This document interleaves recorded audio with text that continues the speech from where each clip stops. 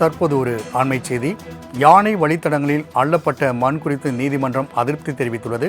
மேலும் கூடுதல் விவரம் செய்த கிருஷ்ணமூர்த்தி வழங்க கேட்கலாம். கிருஷ்ணமூர்த்தி, நீதிமன்றம் தெரிவித்துள்ள இந்த அதிருப்தி குறித்தான கூடுதல் தகவலை பதிவு செய்யலாம். வணக்கம்.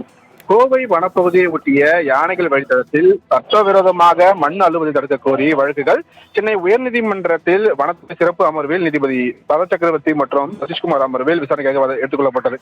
அப்போது அறிக்கை தாக்கல் செய்யப்பட்ட அரசு தரப்பில் இந்த அறிக்கையில் 2023 ஆண்டு முதல் 2024 ஆண்டு நவம்பர் வரை சட்டவிரோதமாக மண் எடுத்தவர்களுக்கு 119 கோடி ரூபாய் அளவுக்கு அபராதம் விதிக்கப்பட்டுள்ளதாக தெரிவிக்கப்பட்டது.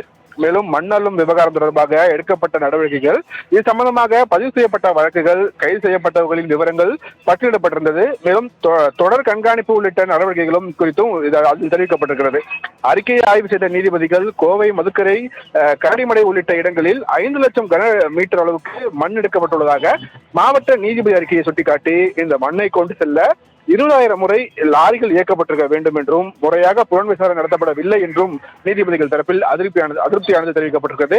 மேலும் செங்கல் சூளைகளை மூடும் போது அங்கிருந்த மண் மற்றும் செங்கல்களை பறிமுதல் செய்ய மாவட்ட ஆட்சியர் உத்தரவிட்டுள்ளார். அதன்படி அவை பறிமுதல் செய்யப்பட்டதா எனவும் நீதிபதிகள் தரப்பில் கேள்வி எழுப்பப்பட்டிருக்கிறது.